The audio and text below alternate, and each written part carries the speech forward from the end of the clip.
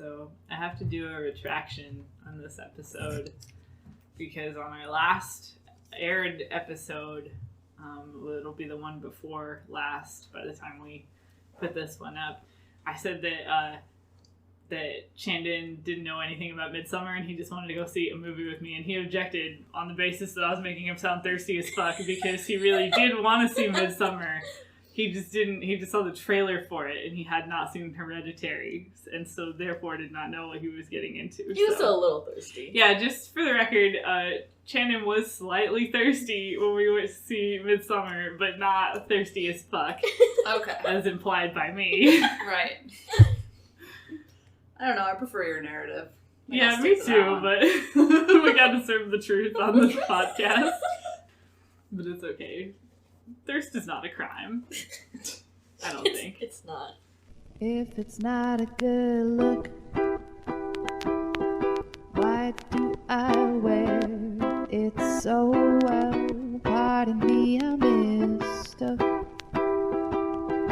your pretty face for someone else, but you just have to do, because you see it's getting late. It's a bleak point of view that keeps the guilt from off my plate. You want to introduce us? Yeah. Since you're the introducer. It's time to introduce. Welcome to Not Your Final Girl. My name is Candace, and I'm sitting here with Gabby and Ariel. Hi. Yeah, hi. I didn't say hi to our audience. Hi, audience. Hi. It's Not Your Final Girl. It's a podcast by women and about women in horror. And today we're talking... women. And for women also. And we're talking about today some of our favorite female horror directors. We're just going to cover a few because there's a lot. Contrary to what Blumhouse said. Yeah, that was one of the things that I feel like I came across when I started trying to find specifically female horror directors. Was a lot of articles about this controversy from 2018 in which Jason Blum of Blumhouse Productions said that he, when asked about why he wasn't employing more female directors, said that he just wasn't able to find any. There weren't enough of them. And that was definitely a cause for a lot of spite lists of female horror directors, which a lot. I appreciate. Mm-hmm. I don't think it was until we started this podcast that I kind of started paying attention to who directed what. I would just kind of watch things and be like, oh, that was good, and not really think about it. Right, unless it's like somebody who's already famous or something, right? Yeah, but I mean, I was really excited about seeing Tigers Are Not Afraid because it was a female director. Yeah. And yeah, I've been paying more attention, and it's kind of bringing into focus how they don't have the spotlight. They don't have the same amount of exposure. I think I've been interested in female directors for a while because like a lot of what I do at my job feels like directing a lot of the time because it's handling a lot of different people. Sometimes it's more like producing, I think, than directing. But when I do the horror, the theatrical haunted library tour, that's a lot like being a director and a producer. And I love that shit, but then I think about female directors a lot because I do a lot of that stuff and I'm just constantly undermined. Not in that role. People take me seriously when I'm in that role. But people would never assume that I have a role like that. Yeah. Sorry that it's inconvenient that a woman is behind this for you. And again, I mean, no one's giving me shit. Like, when I talk to people, there's no question. People have not undermined that authority once it's established. Right. But they don't assume that it's a possibility from the get-go. Yeah.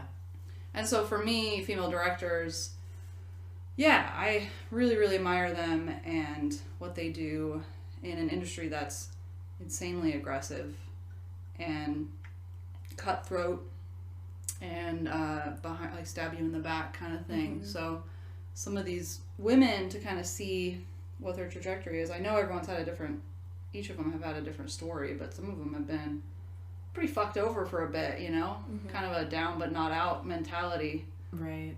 Well, and that is, I mean, like you're saying, it's already sort of an unexpected role, and not necessarily, I think it's hard to, like, in creative communities, you don't assume that it's like that, I guess, because you tend to think of creative spaces as being more progressively minded, and they are, but that doesn't mean that they're gender equal in any way. And yeah, I feel like I've had the same experiences kind of coming from like punk rock scenes where, you know, people will definitely rant about, you know, respecting women and being, you know, and being equalist, but at the same time, if you're a woman who's booking a show or who is, you know, in a band or who's doing anything that's not, you know, being a member of the audience or a girlfriend of somebody who's involved, people will treat you as if you're one of those two categories, no matter what you're doing. Well, because you promoted stuff. You promoted stuff before. Did you ever feel like there was that assumption that it was someone else? Yeah, definitely. Yeah. And especially, I'm not the kind of person who, like, kind of jumps forward and takes credit for things. Yeah, exactly. Like, it's not that I'm not that interested in doing that. And, I mean, I'm a supervisor at my job, too, and I do feel like that's something where, professionally being a woman's completely different. Like, the way that you act is received differently than if you were a man doing that, I think is my really strongly held belief. It's tempting to think that you're crazy, but I don't think I am. I think the way that you act as a woman is inherently perceived differently than if you were a man. Oh, absolutely. Yeah. So, yeah, I've never directed a movie, but I do feel like I understand the space in a way. Yeah. So yeah, we did some work and specifically consumed some female-created media. I wanted to start with Lily. Lily Amirpour. Yeah. Lily Amirpour. The love of my life. Aww. The woman that I'm obsessed with. Yeah, I want to start with her. Wow. I hope she hears this. I don't. That would be humiliating. This here is the Bad Batch. What do you really want? I want to be the solution for something. The thing I really liked about the Bad Batch, because I know that one was, not everyone liked it. It wasn't as well received as A Girl Walks Home Alone at Night. Narratively, it's a little wilder, so maybe that's why. Yeah. But I love, like, the message for me for that film was one of, like, resilience? It's kind of an anti-revenge film in a way, which isn't the only film we'll talk about. I guess that's kind of like that. But, you know, it's not even a spoiler, and I don't have to go into super detail, but there's a point where the main character, who suffered through a lot, gets something that she thinks she wants. Like, she gets revenge on basically what happened to her. And the acting, I love that moment because you can see in her eyes that it didn't fucking do it. It didn't do the thing. And the rest of the film, she has to deal not only with this trauma that she's gone through, but with the burden that the consequences of that act has left on her, which isn't just emotional. Like, there's a person she has to take care of now. So that's a really fun take, because it's not about blood and guts, I'll get revenge on you, Tarantino, blah, blah, blah. It's looking at the complexity of making those decisions, and, you know, even if you feel justified and you feel righteous, those causes aren't always great. I think that's so human and real. I think movies kind of make it seem like if you get revenge and you get even, things are going to be fine. But that doesn't really translate to the real world, you know? Right. Or that, like, it's kind of a cinematic cheat, I guess, in a way, that, like, because it's extremely satisfying for me as the viewer to see revenge done, because it, you know, completes the narrative. It doesn't necessarily complete your narrative as a human being to exact revenge. And sometimes those can still be fun. I mean, I do like to be, I know, because we always talk about the difference, you know, sometimes we watch films to be entertained. Right. Sometimes we watch them to lose our complete soul. So it just depends. Sometimes. Martyrs? We did. Fuck that film. I like Martyrs. I know you do. I like it. I like being It was depressing, I thought. Yeah, I like it when they cut her skin off. I liked it. Oh my god. I like movies that kind of show both sides. I think it's nuanced in a way that the other one can't really be. But it's kind of like that build up. So you watch the movies and you're like, okay, she's gonna get revenge, things are gonna be cool, she's gonna feel better, and then you watch a movie that doesn't do that and you're like, oh shit, like it doesn't have to end like that. Yeah. And it's complex and it's different. And that's how it's complicated. That's how the Bad Batch felt, because she's moving towards that goal so quickly, and you're thinking, well, the movie's not gonna be over soon though. You're like, what's gonna happen after that? And it is cool as a horror fan where you can kind of sense those beats that you're supposed to anticipate. Yeah. And when someone can subvert it, and not in a fuck you kind of way, because I hate when someone's like, haha, audience, pulling the wool from your eyes, or whatever the phrase that is. almost never works. I feel like that's almost never effective or well earned. No. But I do love there's like an hour left of this movie. Where are we going now? What's gonna happen? Yeah. That's hard to do in horror. Yeah, it is. Absolutely. There's so many tropes. I love it, but it's pretty formulaic. So when you want to go off script, it's really fun. I do feel like revenge is a really common theme in the movies that we're talking about on this episode. Interesting. It's a lot of revenge. I think kind of as women, that's what we're always kind of wanting. I know, I feel like I want revenge in my life. I feel like you're ready. It's a need and a drive in me. It's the only thing that propels me forward is revenge. I'm living on spite. No, I agree. I think that too. I feel angry a lot of the time. Interesting. Yeah, we're just angry. Yeah, I think as women, it's fair to be angry. I know a lot of like my motivation is like very like Rage Against the Machine, like fuck you, I won't do what you tell me. Yeah. And that's why this movie again is great, because it interrogates that feeling and it does something different with it, and it's a woman leading me through it. Right. And I think that can mean a lot. And I know some films we watch and we don't know that it's a woman director, so I'm not going to say you can always tell when it's a woman versus when it's a man. But I do think there's sometimes when I've gone into a film and I have known that it's a woman director, and I feel like I can trust some of the decisions they make more than if it's a man going into it. Well, I feel safer. I don't think it's too out of left field to say that men and women have different experiences and that women will relate to another woman's experience more. Yeah. So when they're female directors, they kind of know, and we feel comfortable with that because it kind of feels like home. Like, oh, like you're a woman, I'm a woman, we have a similar experience. We have the same experience. Mm-hmm. Yes.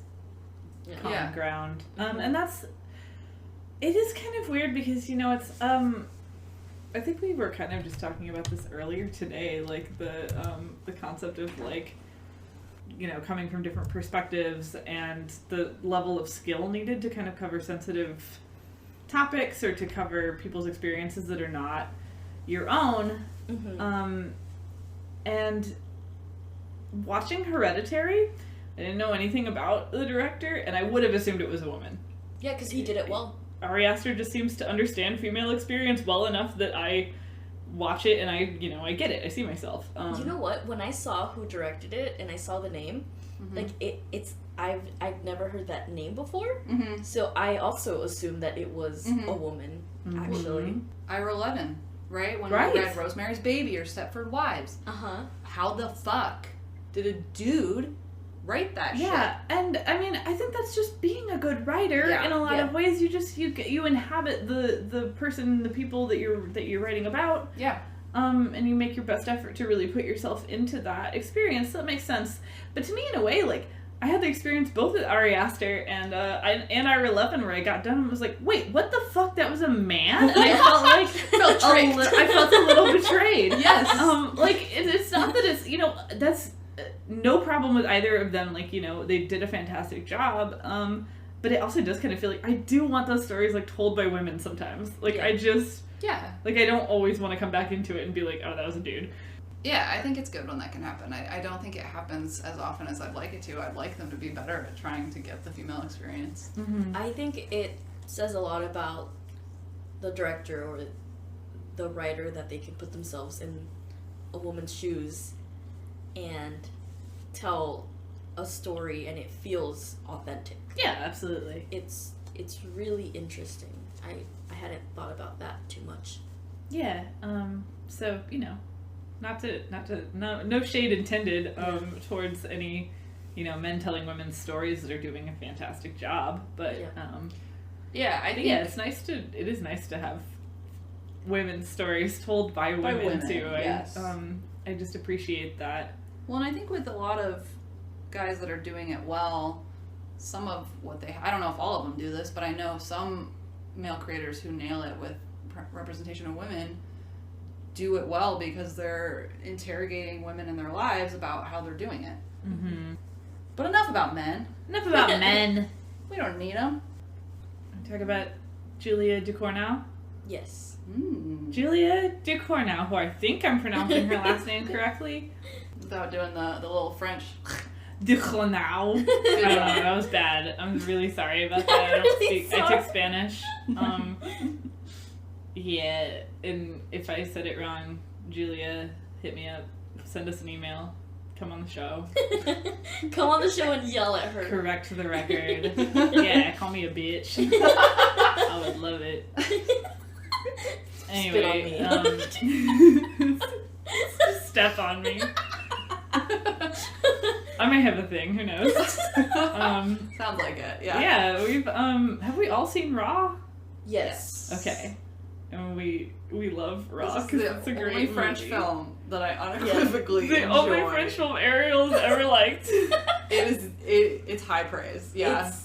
Raw was very good. Do you know who I watched it with? I watched it with Valeria. Oh, She loved it. She liked I it? bet Good. she did. Good. Yeah.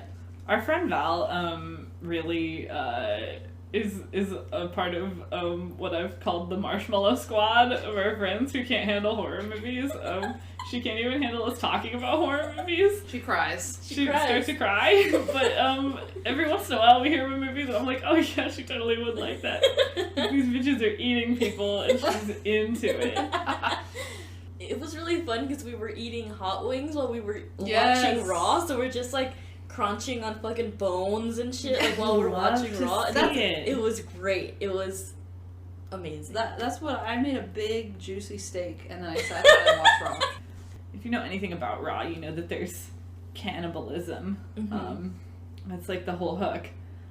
But I kind of felt like there was not a moment of that movie that went by that I wasn't just cringing actively. There's like just such body horror.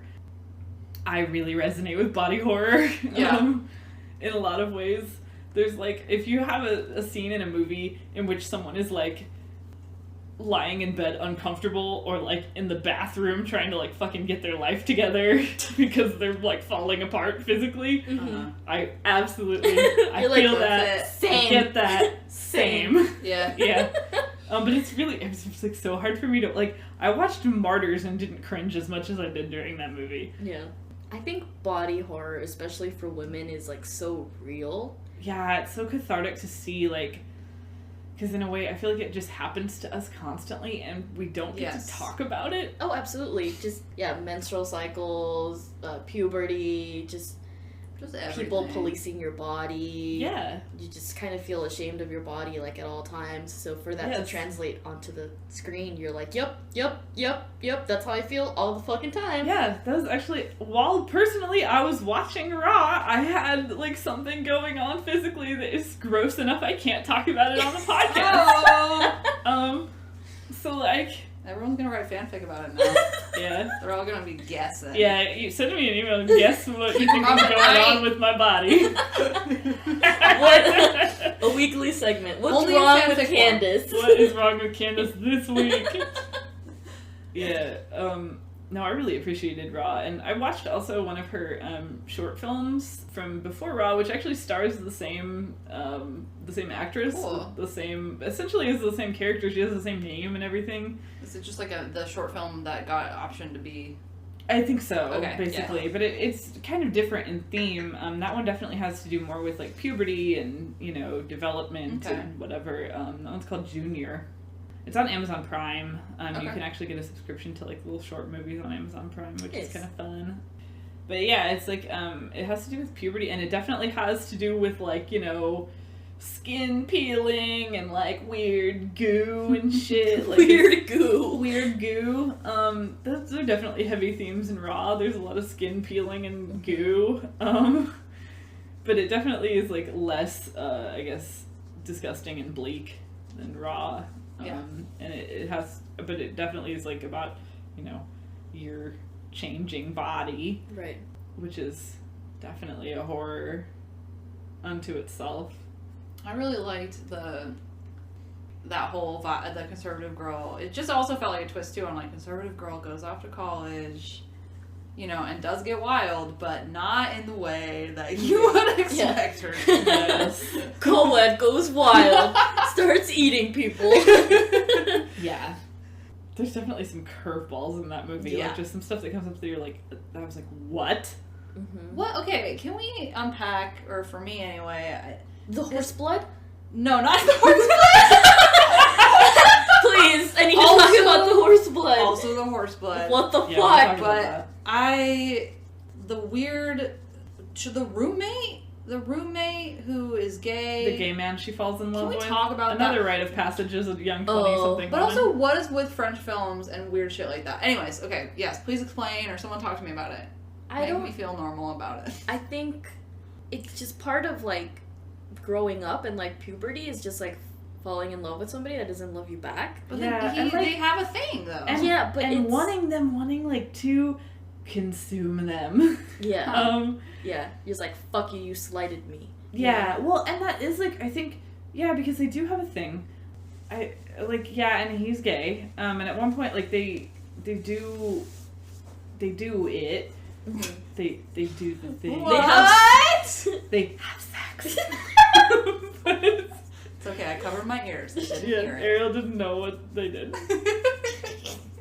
But, when she wants more from him emotionally, at one point she pushes him to the point where he's like, I'm gay! And he, like, runs out, he storms out of the room. I think that is, like, something where it's like, life is, like, so confusing. Like, I feel this. Especially at that age. Yeah, That, and like, there like, is, like, there's college just a lot age. of times, like, as a young woman attracted to men, for sure, that you feel like something is happening. Like, this person, we had sex, like, what? That's gotta mean something, but it doesn't necessarily mean anything. Yeah. That's how I felt about it, at least. That's how I interpreted Okay, it. that- Like, you know, I like they that like each other. interpretation. He's, you know, probably, he just is willing to do whatever, or, like, you know, he has his own issues. Mm-hmm. Okay. And so, like, it's in some sense that, like, she wants something from him, and specifically from his body. They definitely, Yes. they definitely play that pretty heavy, Yeah. that she can't have. Mm-hmm. And that definitely plays heavily into the way that things play out in the movie. What So- about the horse blood? Yeah, what about the horse blood, though? I don't get it. Is that a French thing? I don't know. There I is, just- like, I'm watching this thing, like, what the fuck happens in veterinary school? Everyone just, like, accepts it, and it's fine to get horse blood dumped on you. Yeah, there's just, like, a whole, like, it's obvious that, like, this is a school that's, like, heavy with hazing, and, Yeah. Yeah. you know, they have to rush. Because her sister was like, oh, like, our parents did it too. Right. Which is like, what the fuck, mom and dad? Like, Yeah, I guess everybody's a veterinarian in this family, too, which is a little weird. But Oh I my guess god. very fucking when they go weird. to veterinary school, the older students just fuck with you mercilessly for Yeah. the first week of school, Mm-hmm. and that's just how it is. It's just normal. It's portrayed as really normal, even though it's extremely chaotic. Yeah. It's done so well. Like, I was so, like, in love with how that part of the movie was portrayed. Yeah, it's really, you kind of get caught up in it. It feels Yeah. like a whole culture that feels real. Yeah, Mhm. and it just, like, it stresses you to the point where, like, when you see that she's been, like, chewing on her hair, and there's a point Yes. where she pulls a bunch of hair out of her throat because she's just been swallowing it. Yeah. So you Yeah. just completely, like, yep, I get that. I feel that. Yeah, it's a weirdly fun movie. I had a lot of so fun, fun. even though it also just was torturous. Yeah, it's very bleak, but it's like a fun kind of bleak. Yeah. Yeah, I there don't know. seems like a lot of joy in it, which might be a weird thing to say, but definitely, yeah, what stuck out to me about that film, because it's been a while since I've seen it, it's just like that feeling of how much fun I had the whole time. It was stressful, but also you're just kind of gleeful about it, you know? Yeah. I think it's also like seeing like such a small, kind of meek woman, like have this kind of power that nobody else has, and acting on it, right? Yeah. She's like, well, I have this need, and I'm gonna fulfill it. Yeah. And I don't care what I have to do. And no matter how hard she tries not to. Yeah. Yeah. I also thought a really great sibling relationship portrayal. Yeah, I was gonna say that. I loved the sisters, and having a sister, I dug it. It felt really true to life. Like at one moment, she's like, "You're pissing me off. Get the fuck out of here!" and like pushes her out of her room. But then the next minute, she like, you know, they're like sitting on the roof drinking beers and just kind of bullshitting. It's like, yeah. What was the scene? So it's kind of coming back to me a little bit. So you'll have to correct me if I'm wrong about my memory. But isn't there a scene where she's getting ready to go somewhere, and she's dressing up or something, or she's doing like the sexy dance in the mirror? I love that scene. I fucking love that scene because we've all, I hope we've all done it. Otherwise, we have all done it. Okay, yes. We've all done it, and it's a good song. It's a hot fucking song, first of all. And then just what she's doing, you're like, yes, like you are her in that moment. I so identified with that. Yeah, and that's one thing every performance in the movie I really loved. Yeah.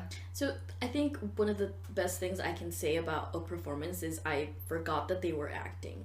Yeah. Yes. So I just kind of watched it and got engulfed in the story and forgot that it was a movie. I was just kind of like watching it happen.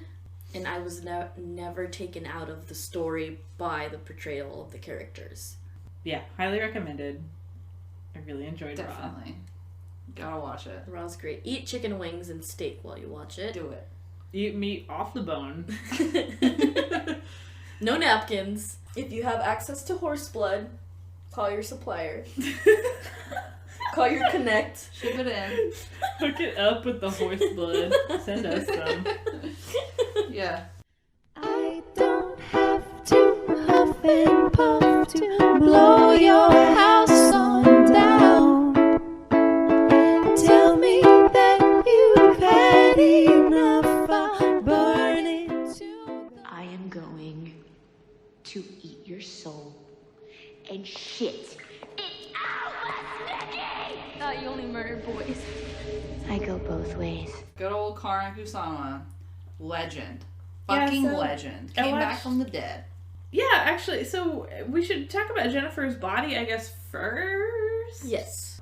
I feel like the reason why people think that Jennifer's Body is a bad movie is because we're just taking out all of our embarrassment about the year 2009 It was on just it. so bad. It's a very 2009 movie. It's so bad. You don't like it? Jennifer's Body? No, I just mean like the It's so 2009 of it. Yeah. It is true. It's funny though because that film now I think is way better remembered. It didn't do well critically then, but people really speak fondly of it now. That's kind of the consensus, is that people that watched it when it came out were like, this is fucking trash. Yeah. But now, looking back and watching it, you're like, oh, I miscategorized this movie. I misjudged it. This is a fun one. Yeah. Yeah, it's fun, it's witty. Unjustly. It's funny. Like, If you Megan see the Fox fucking is funny. trailers for that shit. Yeah. They mismarketed the hell out of it. Mm-hmm. Yeah, I guess so. But she also wasn't given the liberty to make it as gory as she wanted. Yeah. So they wanted it to market it to kind of like teenagers and stuff, but then it was rated R. Yeah. Right. So it was just kind of a lot of confusion there. Yeah, and I remember when it came out, I never saw it when it came out, but I remember it because Diablo Cody wrote the script. Right. And she had written Juno, Yep. you know, just a couple of years before. And it is, like, definitely, as we were watching it, Shandon was like, why are they talking like this? And I was like, because it's a Diablo Cody script, okay? I don't want to hear any more about it. Shut the fuck up. Yeah. Her name is Diablo. Fucking Yeah. with it. Take it. Yeah. It's Get like at it. Gilmore Girls. It's like horror Gilmore Girls. It's like Gilmore Girls, yeah, which is like where my constant defense of Gilmore Girls is the dialogue is just stylized. I know everyone knows people don't talk that way, but they fucking do on Gilmore Girls. Also, all Whedon shit, people don't talk that way. Yes, people don't talk that way in Joss But Whedon people shit. suck his dick all the fucking time. Yeah. Suck but mine, Joss People Whedon. talk that way fucking on Buffy, okay? And people think that way in Diablo Cody movies. So it's a show and or movie, and it's written a certain way. Just fucking deal with it. Obviously, people don't speak like that. People obviously can't, like, light their fucking tongue on fire and kill men and unhinge their jaws. I'm gonna speak for yourself. But you don't know me. I can't kill men and set my tongue on fire. We could all Anything kill you men set if your we mind to. really set our minds to it. Exactly. But, yeah, we all wish we were that witty. Yeah. They do a lot of describing hot people as salty in Oh, Jennifer's yeah. body, which really is not doing it for me. Like, that doesn't mean that. Especially with, No. like, what it means now. Yeah, exactly. Like, to be salty is to be, like... Like, he's salty. I hate it. It's not good. And as somebody who Not loves fun. salt, Yeah. no, I don't want it. No. Yeah. So, Stop using salt. Stop trying to make salty a thing.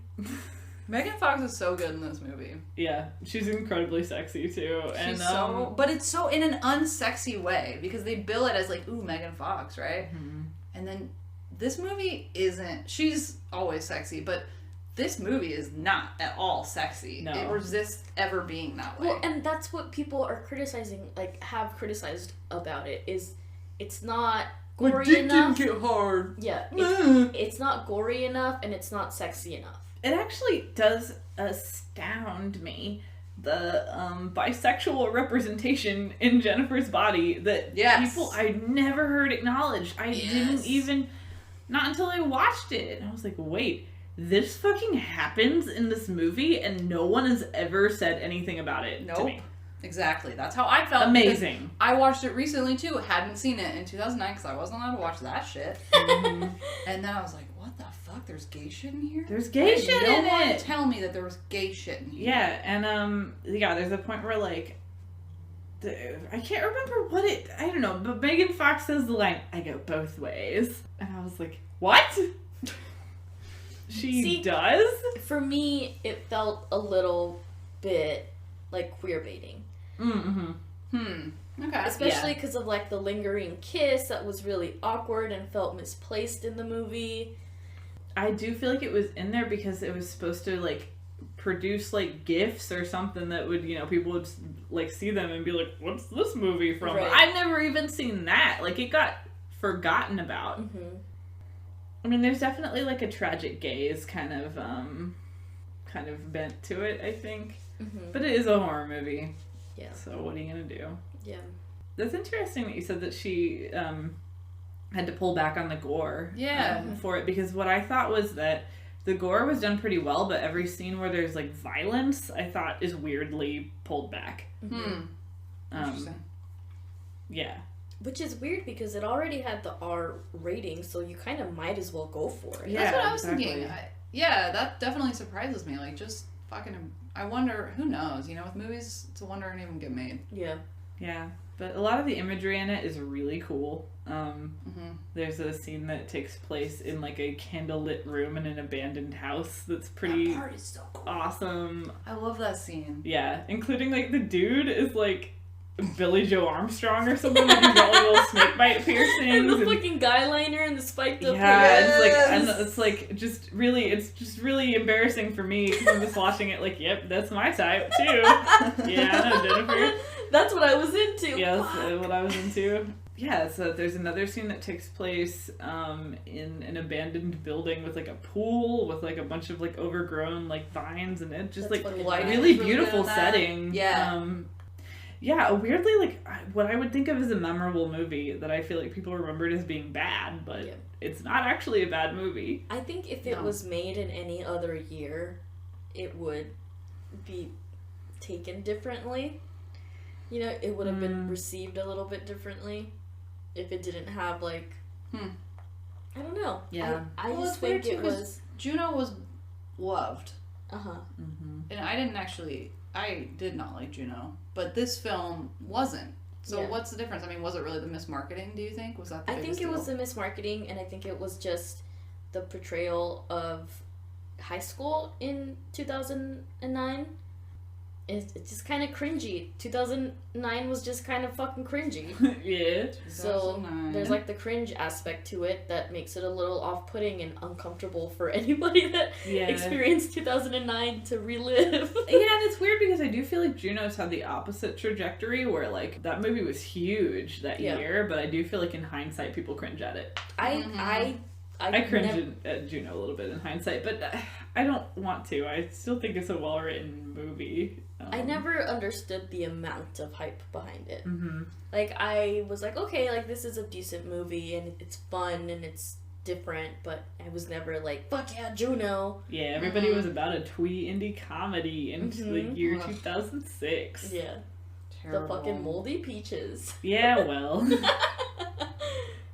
Yeah, I dig Jennifer's Body. I thought it was a lot of fun. I think, like, going back to the queer representation, that is a big thing in lesbian movies and media, and probably in a gay experience, is like the being in love with your best friend who is of the same sex, and then murdering dudes because of it. I mean, not in real life, hopefully, but like that's actually like that's a thing. You know? Yeah. So I don't think it was queerbaity as much as it was men alive. I mean, yeah. I mean, only in the sense that Amanda Seyfried and Megan Fox are both insanely hot. So I guess you're baiting queers in that way, but that's a good kind of queer bait. You know what I mean? Yeah, that's the queer bait that is, I don't know. Like, I'm personally fine with seeing eye candy doing that. You know what I mean? But it is weird, though, that I guess maybe because this film just dropped off the face of the earth or whatever, but It was just kind of forgotten. no one talked about that queer shit. You're right. Nobody That was talked weird. about that at all. I This think is nobody saw it, maybe. I think maybe a lot of people heard that it was bad and didn't see it. honestly, this is an attack on the gay agenda, That must be it. and I'm not here for it. This is the conservative media Yeah, burying. there's fucking 1 million moms behind this shit. This goes all the way to the top. Just 1 million Karens. Speaking of conspiracy It theories, was the Karens. I'm so sorry, Karen. It was the Karens. Not Karen. Karen. Yeah, that's why. speaking of conspiracy theory and cult mentality, The Invitation. The Oh, Invitation. Perfect segue. Hey, A movie that I good don't job. like. Are you proud of me? I'm proud of you. Yeah, that was pretty good.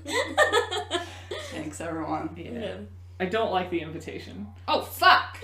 Yeah, sorry. We can't be in a podcast. Get out. No, Get kicked fucked out of up. the podcast. Oh, no! Kicked out of the podcast for I not love liking the it. movie. Oh, woo, I Ariel love that liked it, film. so let's let Ariel talk about it. Okay, but I do want to. I mean, you can still talk about it. You know.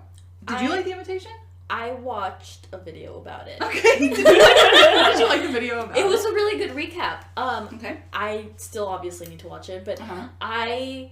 it definitely like ticks all my boxes. Okay.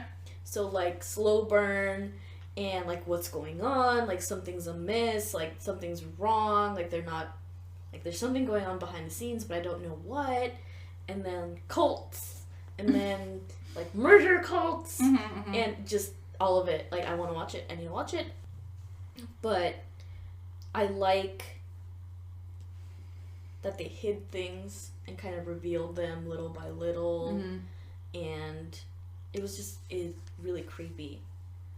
Yeah, they did a really good job for me anyway with the sense of unease and dread from the very, very beginning. And they also, for me, did a really good job of... it is like the slowest burn I've ever seen. There were times, like, late into the film where I was fully convinced that he was making the shit up and it wasn't actually weird.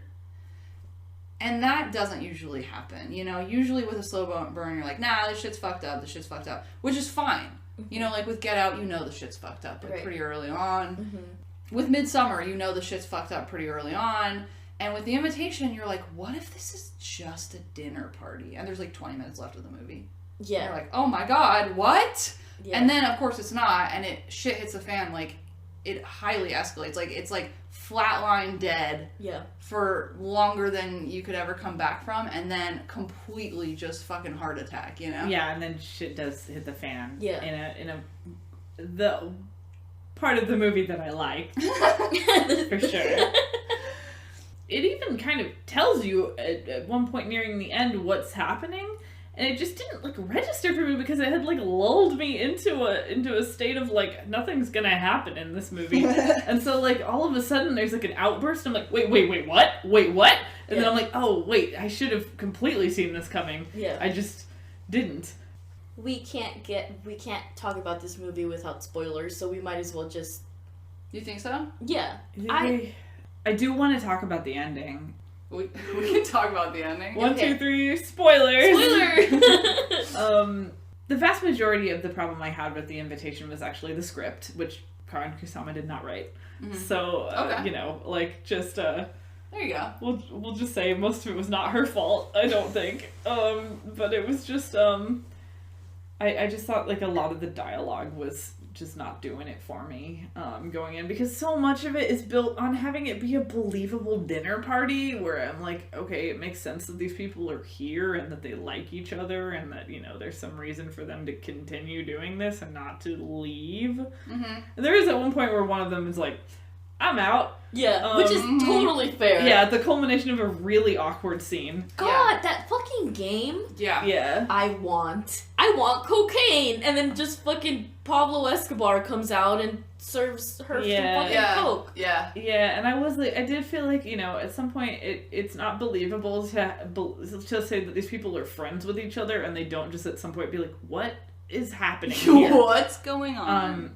So I did feel like I was not having a good time at this dinner party. Like, I was like, and you know, the reveals with like the suspicious stuff are all good, but I do feel like at some point, even though they do kind of try to call things out within the dialogue, it doesn't do it for me, because I'm like, at some point it's like, no, you need to push this to its conclusion. You can't just be like, wait, are these people in a cult, and then just drop it? Like, yeah, this seems really weird to me. Hey, there's this man that we follow his word to every T. Like, you guys should do it too. Let's play a game. Yeah. What? Yeah, exactly. No. So, this is not how people act, and it's not like in Gilmore Girls where it's stylistic. It's just like, this is just not how people act. You have to have a plot that I get. That I can follow. Yeah, that's part of it. I had a hard time buying the first part of it, that is such a slow burn that you have to do it. It would be required to be done really, really well for me to not be like, what is happening? I was so angry. And then, you know, shit happens. They're in a cult. They're in like a death cult. Mm-hmm. And it just is like straight like murder for like 10 minutes. Mm-hmm. Which is dope. I was like, okay, cool. This is doing it for me now.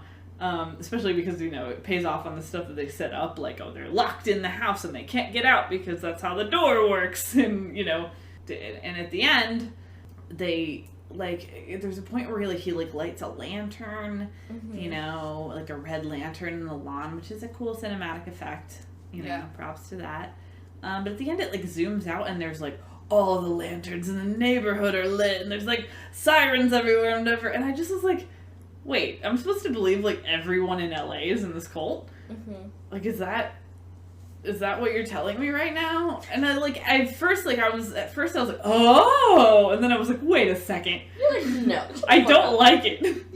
I love Twilight Zone, so it was a very Twilight Zone ending, which worked for me, but also, I love, like, Hollywood cult shit I really like. Mm. And so it for me was consistent with that. Like, if you've seen Starry Eyes, and if you haven't, you should. Okay. It's more like Hollywood cult, but the idea that, you know, this Hollywood mythos, right, where the rich elite, like, there's something that they know. There's some dark shit that they all buy into. Right. Scientology. But you know what I'm saying. True. So that almost, you know, cult that is specifically for rich people, right? So you got the 1%. Which is why I liked that. Yeah, I'm about that. If it hadn't tried to sell me so hard on the fact that this woman and her husband have bought into this cult because of this horrible tragedy that happened, it's so personal to them, and it has to do so much with, you know, like their fear of death because of this thing happening, and of loss, and of losing the people they love. And I just don't know if I can extrapolate that to the whole Beverly Hills, like, neighborhood. It doesn't actually make that much sense to me. I thought that they didn't sell it for me. That's true. I hadn't thought about it in that way. Yeah, if they had sold it in a way of, like, you know, we're gonna lose our youth and beauty, or, you know, some kind of, like, Or like, this is how we actual- maintain our wealth or something. Yeah, then I would have been more on board. But Yeah. the Red Lantern was cool. I was like, yeah, it got me at first, so I was like, oh. I also, like, mostly hate parties, and, like, dinner parties probably the most. So, I'm sorry, our dinner parties are incredible. we I was gonna have say, I would great- also have been. Yeah, you guys don't. That's count. true. No, You're the good ones. present company excluded. But for the most part, you know, if I'm going to a dinner party, like, I know I'm not gonna enjoy myself. Like, I've set up to be miserable, and I probably will be stuck there no matter what weird shit or who brings out heroin. Do you know what I'm saying? What dinner parties have you been going to? I was absolutely Claire too. Like I would have been like, sayonara. I gotta go home Peace. and hang out with my cat. Yeah.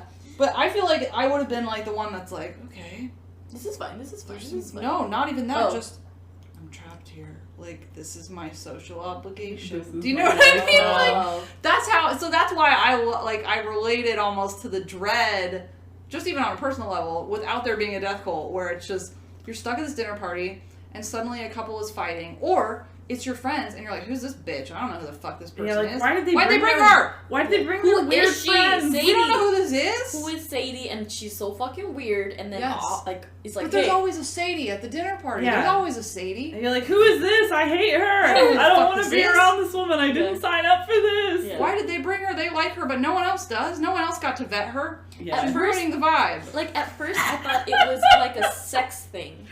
Yeah, me too. Yeah. Some I was eyes like, wide me shut too. shit. This is definitely some sex It shit. probably was also a sex Oh thing. yeah, for sure. But like I thought that was gonna be like the Okay. end of it. I'm dying. This is bad vibes, the movie. They do. What if you went to a dinner party and it had really bad vibes?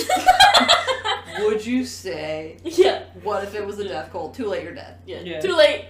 This would be Got him. now at this point in my life, you know, I've seen enough horror movies. I'm confident enough in myself as a grown adult woman that if I'm at a party with some very bad vibes and they don't unlock the damn door, I'll climb out the window. I don't give a It's fuck. like peace. I have hacked the system and I just don't go to the parties anymore. True. Because Yeah. I probably would still stay for the terribleness, so I just don't go anymore. I would come up with an excuse. I think. I'd be You, like, I could see it. You could get out. You Yeah. have the strength of character to get out. Yeah. Yeah. I'd be Though I really feel like the implication was that the girl who tried to leave did not get out alive. Right. I think so too. Yeah. I have a question. Mm-hmm. Is the main character a final girl? Because he makes it to the end, and he's also more aware of things that are happening. That's true. And like speaks up, right? So he's like, "Why are you locking the door? That's really weird, dude. Like, why are you locking the door?" I love that part. Yeah, he is like, this is like so me too that I would just call it out, like Yeah. what the fuck, you don't want people to get out? Yeah. And I would, feel like at least, I can get by on my like aggressiveness. Yeah. Mm-hmm. But you can't. Yeah. But you can't, they're gonna try to poison you anyway. Ugh. Yeah, okay, I like this movie now after we've been talking. Maybe we it would be. convinced her. We can got watch her. it with a group of people. Like, Yeah. I feel like we could have fun with it. I would Yeah. love If we to. riffed on it. I would love to watch it with the girls. I would. Yes. That's a Yeah. great idea. We should Fuck. have the invitation party, and then Yeah. when we Oh show my God. them, And we have an awkward dinner party? Yeah, when we show them the and we invitation. invite somebody Who's random. Sadie? Who are we bringing? We need a Sadie. Hey, if anybody wants to be our Sadie, Oh, we'll hire you. Don't worry. nyfgpod@gmail.com.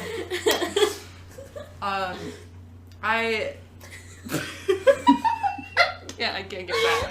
I can't get back. No, back to Karyn Kusama. What a great fuck you to the world for making this film, because this film kind of took the world by storm a little bit. At least the horror world. It was really well received.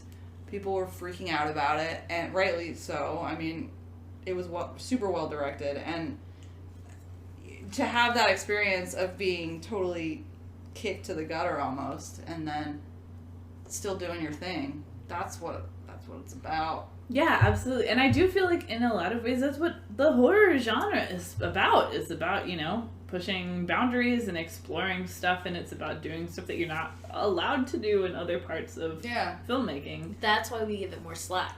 It's true. That's why we. But it's also sad that that's what the genre is, right? But then women are like kicked out of that shit, even. Right.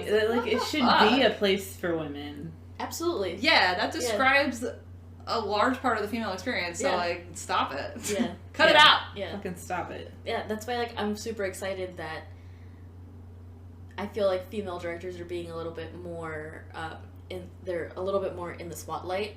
Like, hey, this was a film directed by a woman. I hope so, yeah. And it's not in a, like, pandery way, like, oh, we have a female director, haha, feminists, like, watch this. It's like, hey, this is gonna be different. This is gonna not be your regular horror movie. And I think from there, we could probably talk about Jennifer Kent. Boom. Oh my god, I'm so excited. I'm so excited to talk about Jennifer Kent. Fuck. Jennifer Kent. Jennifer Kent, our hero. Our fearless leader. Yeah. I loved the Babadook. I have Oh many my gosh. memorabilia of the Babadook. I have the Babadook book. Yes, we have The pop-up book? I have it on vinyl. The soundtrack. Yeah.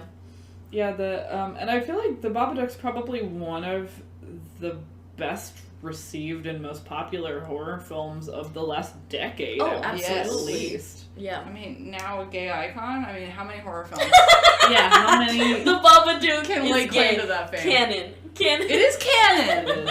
Absolutely. I can't even like describe how excited I was for the Babadook. I was like, fuck yeah, like an indie, Okay, where like were you guys Australian. when you saw this film? Tell me everything. When did you see this film? I was at home watching Netflix. Nice. I think When did you watch it? It was a couple years ago. yeah. It was at night. I was like just in my room. Were you just like, oh yeah, I know, I've heard of this one? Yeah, Let me I give it a didn't try. know at all what I was getting Okay. into.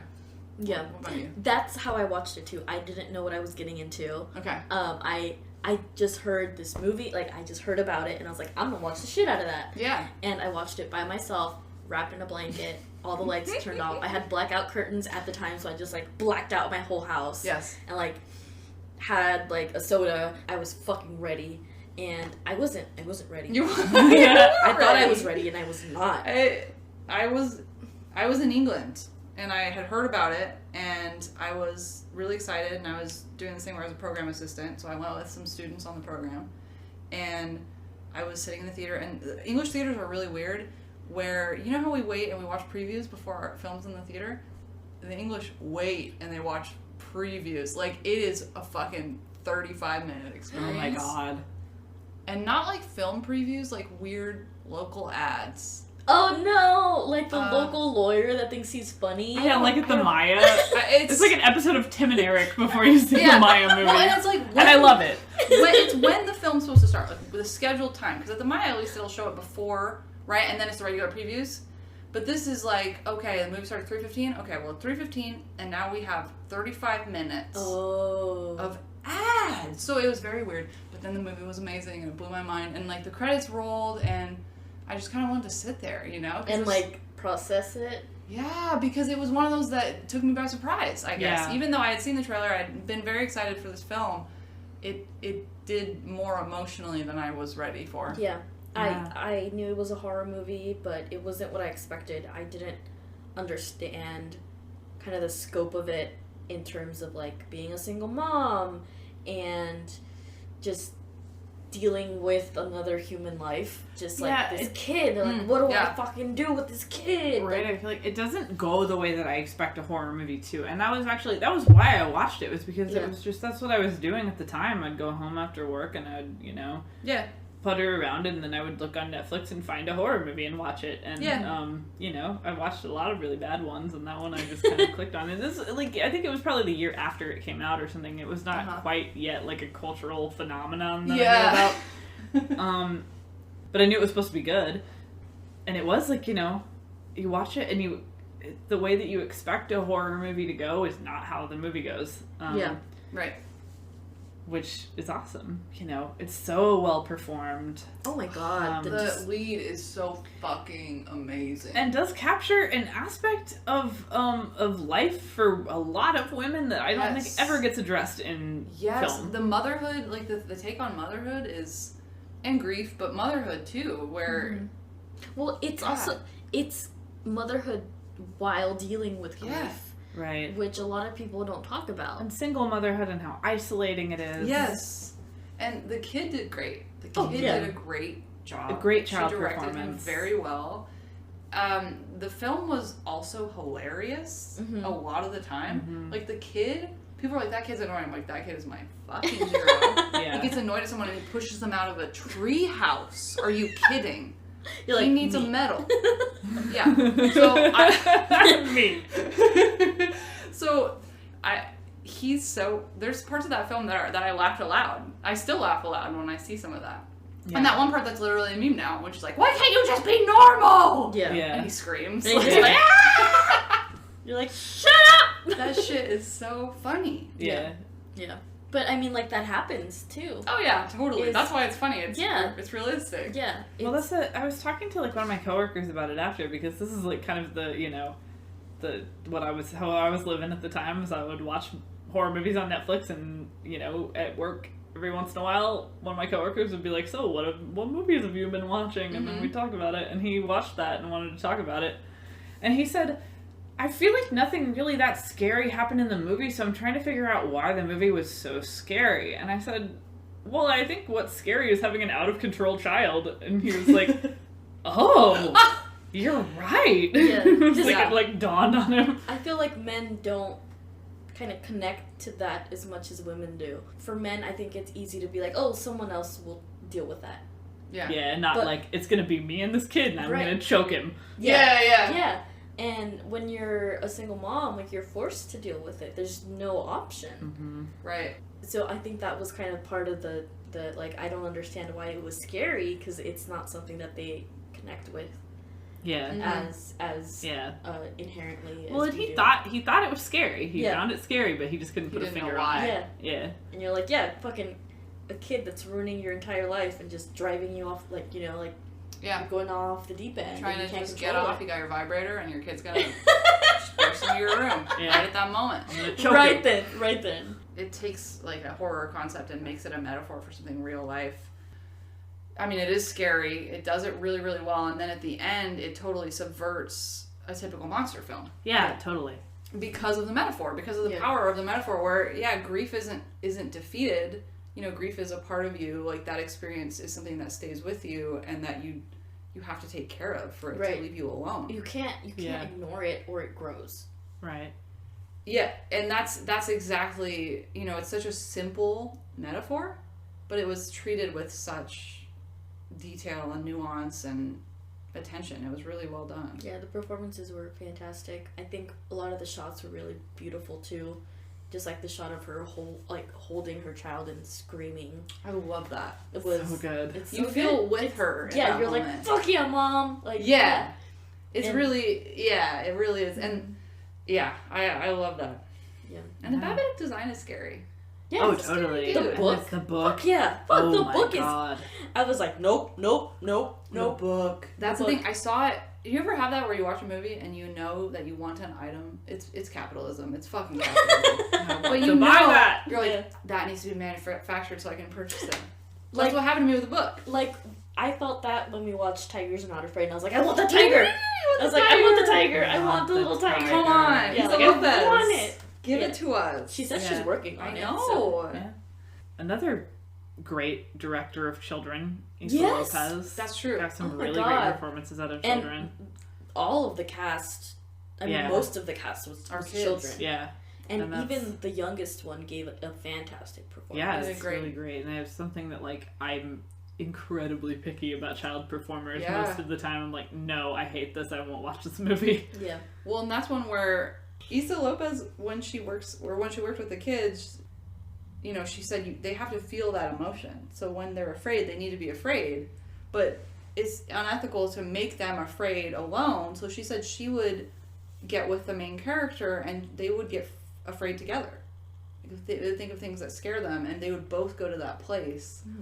So I love that thought and that image of Issa Lopez like walking these kids through these really hard emotions herself. She personally experienced those emotions to get them there. Yeah, which is and really you have to cool. think about that, like, in contrast to, like, the reputations that certain male directors have Oh my for just gosh. Exactly what I was terrorizing thinking. their performers. Exactly what Yeah. I was thinking. Like, you think of Texas Chainsaw, Yeah. Yeah. which I love that movie, but fuck him for the shit that he did on that film. Yeah, a Yeah. movie that I love, Black Swan. Both Natalie Portman and Mila Kunis said that Aronofsky just fucked with them the Yeah. entire Yeah. time. That's just not cool, and that's not the only way to get a good performance out of No, your actors. absolutely It's not not. ethical, and you can if that's the way you If do you're it, a good director, you're not good. Yeah. Oh, Issa Lopez won Best Foreign Film on Fangoria, and I'm so fucking excited for her. Oh, Hell yes. She's like my horror icon, hero, director lady. Like, I love her. Yeah, and we should, well, I mean, we have talked about Issa Lopez on an episode, and obviously we talked about it on our, like, Best of 2019. Yeah. We did a whole episode, but The lost episode. The the last episode that maybe someday we'll post as a bonus if you don't mind hearing a lot of mouth sounds. It's ASMR. Come on. This is it's just ASMR. Please calm down. Yeah, and I really love the idea of dealing with very difficult subject matter in a way that's not super toxic, because Jennifer Kent handles some of the most horrifying subject matter that we could even talk about in horror movies. Yeah. Which, Yeah. like, The Nightingale, I think, like, most of the people we've heard talking about it have said that it's one of the rougher movies they've ever watched. Yeah. I felt destroyed after seeing that film. Yeah. But I felt destroyed in a different way than after a film like Martyrs. Mm-hmm. It's definitely different. It's more real. It's something that I think as women we kind of think a lot about. Well, and it's me knowing it's Jennifer Kent. Right. Which makes a huge difference, because I know that I can trust her to take me through it. Mm-hmm. Like, in that same way that Issa Lopez will won't take you to a place that she won't also go. That's what I feel about Jennifer Kent. I feel like she's there too. Mm-hmm. And that means a lot. I like that description Yeah. of it, yeah. And that's how I feel about that film. So that film is terrible and horrible, and I don't know if I can ever watch it again. But she made me feel as safe as I could feel watching it, you know? Mm-hmm. And it's a film that is historically accurate and consistent with depictions of what actually happened in that area, in that time. Mm-hmm. And it's, you know, about colonialism, and it's about racism. And it does it in a way that she actually partnered with local government in that area to make it happen and to make sure it was an accurate depiction. Yeah. And that is an example of a person who is writing someone who's not, you know, who's different than how they identify, right? Like, you know, she writes a black man. Mm-hmm. And an Irish woman. Yeah, in the story that, you know, she's obviously a white woman. I think that's worth talking about in terms of, you know, we were kind of discussing, you know, writing from different perspectives and being responsible with it. We are going to be talking about sexual assault, so if anybody wants to not hear us talk about that, now's probably a good time to stop listening. We understand if you have to. Yeah, it's totally fair. Yeah. Trigger warning. Yeah. This is the last movie we're going to talk about, I think, so. Yeah. You know. Yeah, really brutal. Yeah. And we were just talking about, too, that, like, one of the scenes happens really early on, and it feels like, oh, that wasn't that bad. Yeah, which is horrible to say, but absolutely what I thought. I said, oh, okay, if that's all it is. Oh, that's what it was?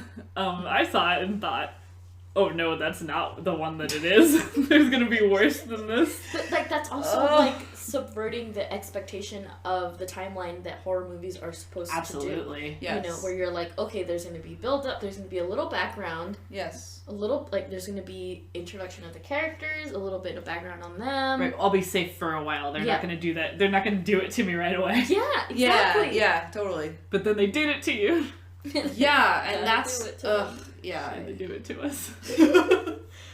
And then, I mean, we talked a little bit about how, you know, it almost sets itself up in a way. I mean, it's not really, I guess we could talk about it. I don't think it's really classically horror, but it could be a rape revenge film.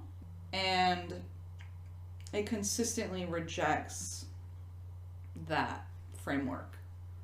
Where, in a way that reminded me a lot of The Bad Batch. You know, there are moments where the main character gets a chance to, and does, you know, act on these the revenge that honestly she deserves, Yeah. fully deserves, and it is hollow, and you feel nothing.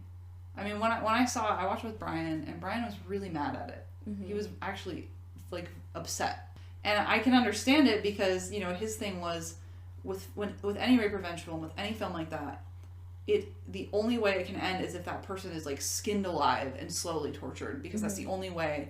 But I think this film, and why I liked it so much, was I don't think that there's any satisfaction after that. Like, after someone does something that inhuman, right, to another human, what justice is there that could actually... I mean, obviously in the real world, like, we need to do a lot. I'm not saying there's nothing that can be done. Right. But as far as, like, getting any feeling back or, like, recovering what you lost, like, there isn't any way to do that. Yeah. Yeah, but maybe it is, like, there's, like, I was kind of thinking earlier, was that, like, it's about how it feels for you, the audience, to watch it. Yeah. Oh, yeah. Because there is, like, an expectation of, like, okay, well, you fucked me up, so now you better fucking fix it. Yeah, fix me, please. Yeah. Fix my trauma. Yeah. And this film refuses. That's just not how life works. It refuses to do it, but it refuses it in such a great... I thought, actually, about, in the Babadook, that scene where the main character is yelling and screaming at the Babadook. And there's a scene in the Nightingale, not where she's yelling and screaming, but she finally does get to face the man who's, like, destroyed her life. And she accuses him in front of a room full of other men. And she has this great monologue that includes, like, she says, "I am not your nightingale, I am not your songbird." She kind of goes on a litany for a second, and it's a great moment, and no one says anything and no one does anything, and it's really awkwardly silent. But they do let her say her piece, right? No one kicks her out, and then she leaves. And there's still movie after that, that's not the end. Mm-hmm. But that's definitely, like, her moment where she's reclaimed something of herself, and there's never... It doesn't feel good. There's no swelling music. Right. That's another great thing about this film. There's not really a soundtrack except the natural sounds of that island. That's it. Really? The only time there's music is if a character sings, or there's one scene where she's really, really losing it, because obviously she has a lot of PTSD.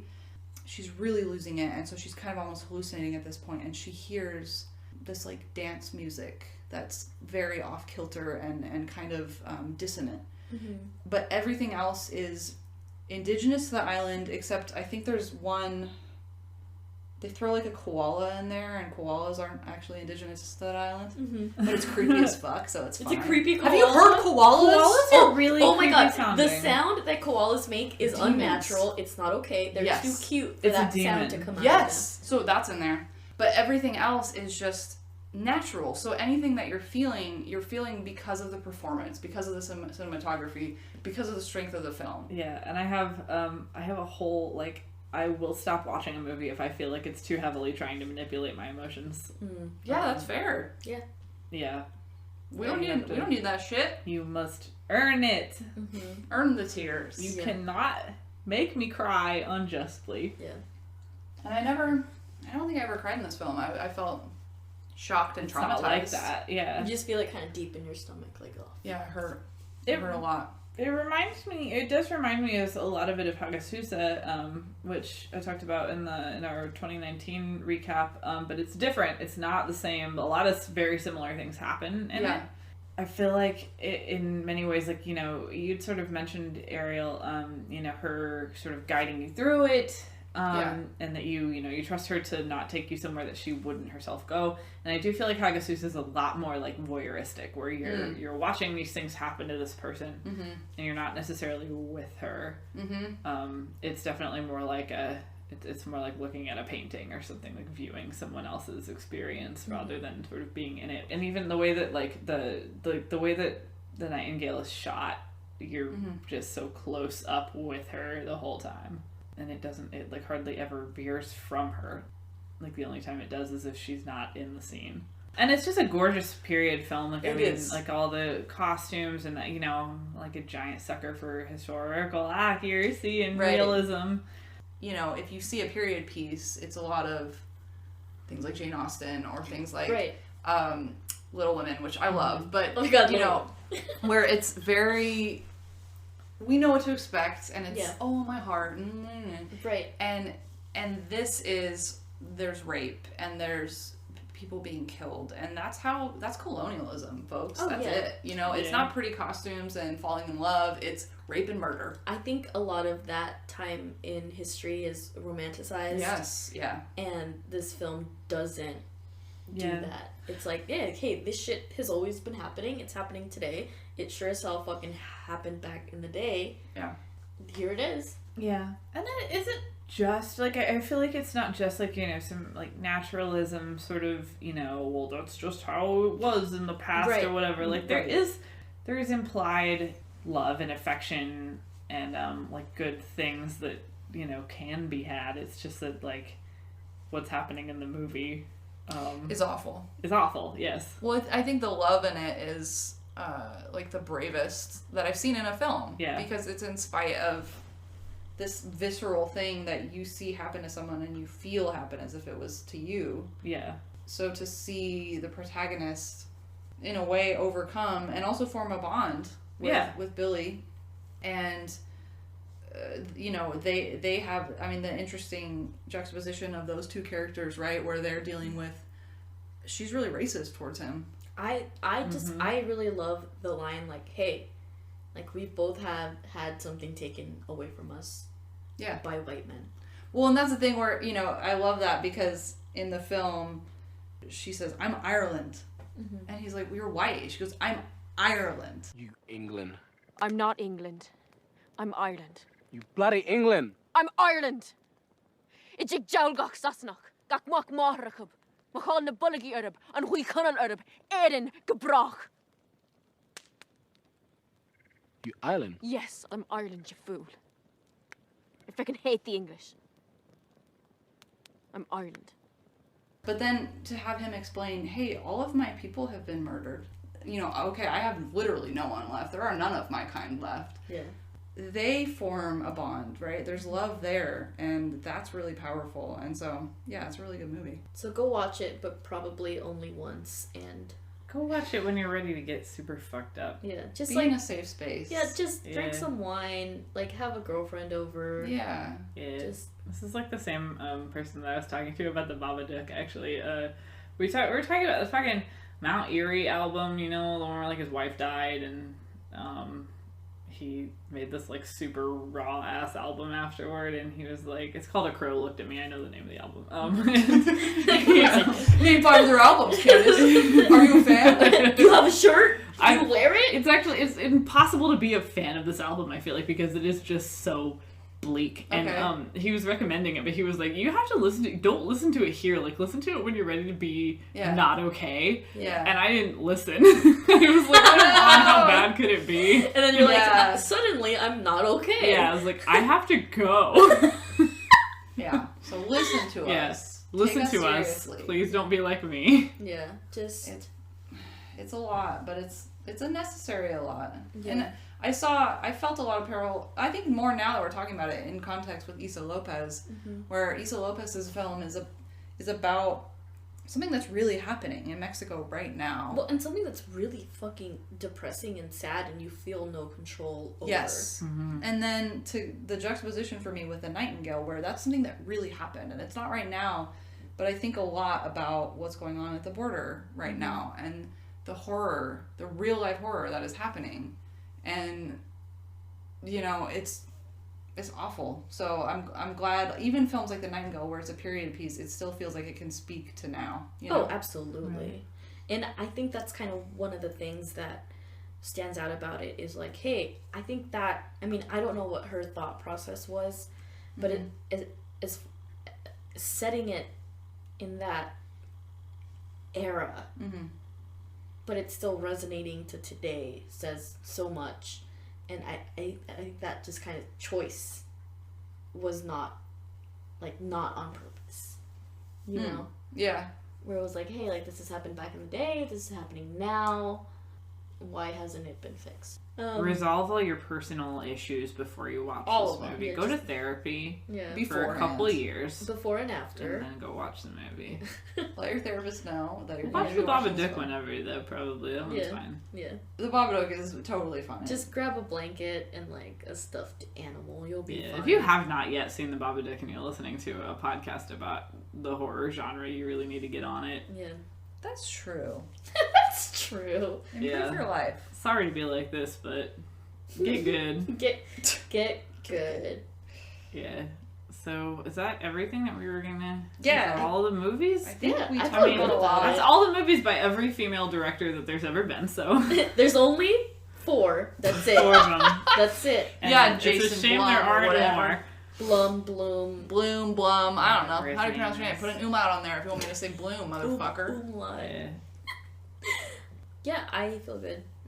I feel good about what we said. Alright, good. Great. So, Me too. Good. So Well, thanks- good. Yeah, well, good. I hope you're happy. Well, thanks for listening to Yeah. us talk about some really great female directors. If you have anybody you want to tell us about, any movies you want to recommend to us, this won't be the only episode we do on the subject. I'm sure there'll be a part 2 and more. Hit us up, send us an email at nyfgpod@gmail.com. Tweet us at nyfgpod. DM us on Instagram. where Slide we're into also those DMs. nyfgpod, slide in our DMs. Follow us on Facebook at Not Your Final Girl. And hit us up if you want to be, if you are in the area and want to Bakersfield. be on the pod. Kern fucking County. If you are in Kern County and you want to talk to us on a podcast, just, hit us up. Yeah. If you listen to our podcast and you feel the need to talk back, we would probably be happy having you on. So we want to say thank you to our artist for Icon, Gabby Steiger. I'm still actually not completely sure. Gabby, let us know how you pronounce your last name. Gabby, please. We can't pronounce anything Help correctly. us. Rabbit Foods on Instagram though. Rabbit Foods on Instagram. Yes. Follow her amazing art. Thank you to Pat Spurlock for our cool banner. Thank you to Brian Demarest for our cool new artwork that we're probably going to put on some merch soon. So Yeah. we'll keep you posted on that. And thank you to Claire Holland for our namesake, Not Your Final Girl. Check out her book of poetry. I think that's it. Bled our Alright. hearts and our souls. Yeah. For ya. Alright. Yeah, we suffered for you today, so I hope you appreciate it. Yeah. And we'll see you next time. Bye. Bye. You know who I am, and you're gonna let me in. I know that I'm under. There's no need to wonder. You know that I'm under your skin. Oh, cool. An hour and 40 minutes. That's a long fucking podcast. We Yeah. talked about good shit though. Yeah. Have you heard koalas? You're a smelly boy, too.